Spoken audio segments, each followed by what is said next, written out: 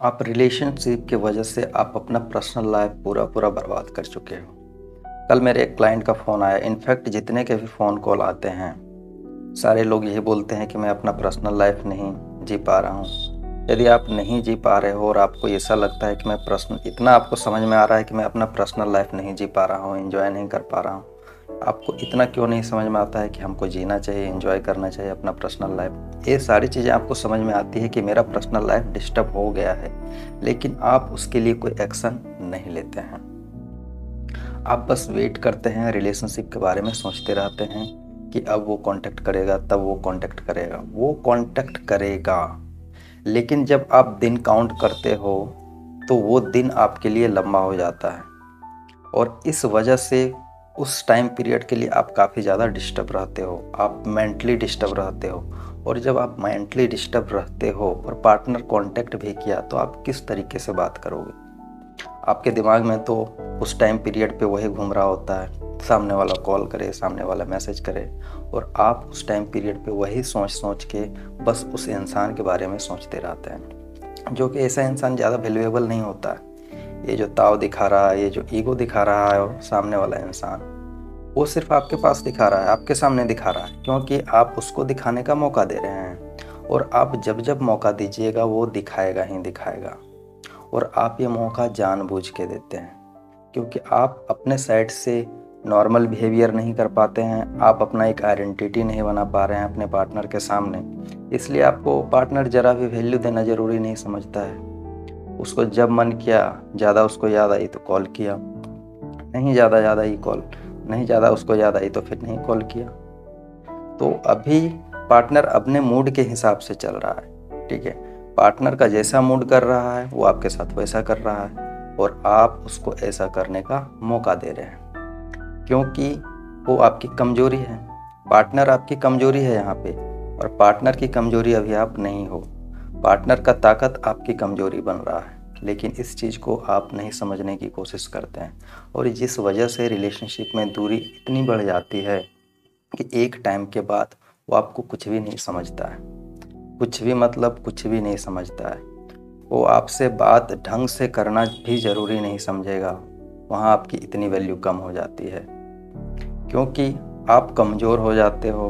आप जब बात करते हो तो आपकी ज़बान लड़खड़ाती है, आपको समझ में नहीं आता कि कैसे बात करें, या तो फिर थोड़ी देर ईगो भी दिखाने की कोशिश करते हो। और वो इंसान आपको ईगो दिखाता है, एटीट्यूड दिखाता है जानबूझ के, क्योंकि उसको पता है कि आप उसका ईगो एटीट्यूड बर्दाश्त कर लोगे। वो घमंड दिखाता है फिर भी आप उसको बर्दाश्त कर लेते हो।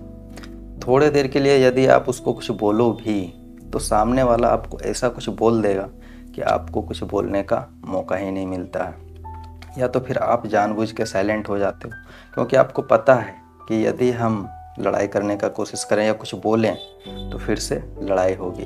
तो आप कभी कभी शांत भी रहते हो इस वजह से कि लड़ाई ना हो। तो यहाँ पे आपको करना क्या चाहिए, पार्टनर से कैसे डील करें इस सिचुएशन में, क्योंकि पार्टनर का बिहेवियर गंदा और गंदा होते जा रहा है और आप उसके बिहेवियर को सुधार नहीं पा रहे हो, आप उसके बिहेवियर को अच्छे से समझ नहीं पा रहे हो कि कब क्या कर रहा है, नहीं कर रहा है, वो मेरे को नहीं समझ पा रहा है। तो आप भी कहीं ना कहीं पार्टनर के बिहेवियर को नहीं समझ पाते हो, क्योंकि वो जैसे चाह रहा है वो आपके साथ खेल रहा है, वो दिमाग से भी खेल रहा है, और यहाँ सारा खेल दिमाग का है, ठीक है। और आप यहाँ दिमाग से कमज़ोर हो चुके हो, आप उसके साथ खेलने लायक ही नहीं बचे हो।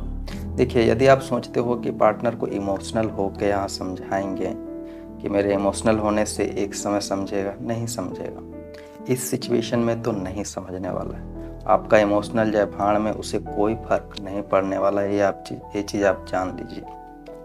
तो यहाँ आपका इमोशनल कोई काम नहीं देने वाला है। दूसरा, आपको लगता है कि नहीं अच्छे से समझाएंगे, कूल होके समझाएंगे, आपके समझाने से भी नहीं समझने वाला है।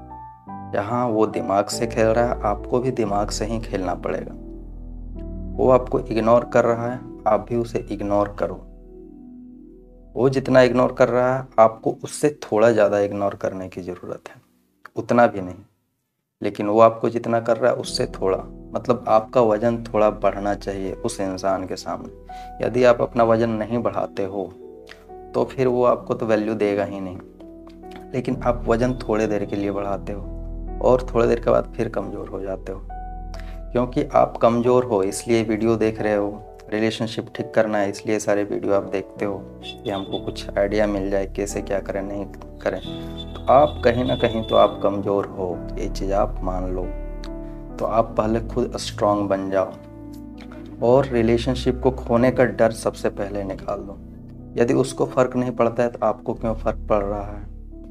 उसको यदि फ़र्क नहीं पड़ रहा है तो आपको भी अपना एटीट्यूड इस तरह से बनाना पड़ेगा कि मुझे भी कोई फ़र्क नहीं पड़ेगा, तुम रहो या ना रहो।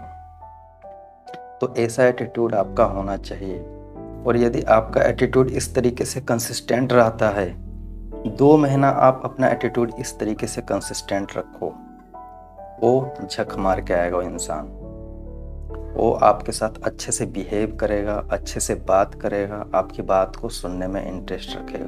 क्योंकि अभी उसका माइंडसेट आपके लिए थोड़ा सा बदला हुआ है, तो उसके माइंडसेट को भी बदलने में थोड़ा तो वक्त लगेगा। और उसका माइंडसेट बदलने के लिए आपको पेशेंस रखना पड़ेगा, अपने बिहेवियर में चेंजेस लाने पड़ेंगे, आप में खुद में थोड़ा स्ट्रिक्टनेस भी लाने की ज़रूरत है। ऐसे लोग के सामने झुकिए नहीं, झुकिएगा तो आपको झुकाते रहेगा, इसलिए झुकना नहीं है कभी भी नहीं। रिलेशनशिप बचे ना बचे उससे कोई फ़र्क नहीं पड़ता, लेकिन झुकेंगे नहीं। तो ये एटीट्यूड आप अपना हमेशा रखें। रिलेशनशिप रहे चाहे नहीं, आपकी रिस्पेक्ट, आपकी वैल्यू हमेशा बची रहनी चाहिए। तो चलिए इस वीडियो को ये एंड करते हैं, मिलते हैं नेक्स्ट वीडियो में, तब तक के लिए नमस्कार।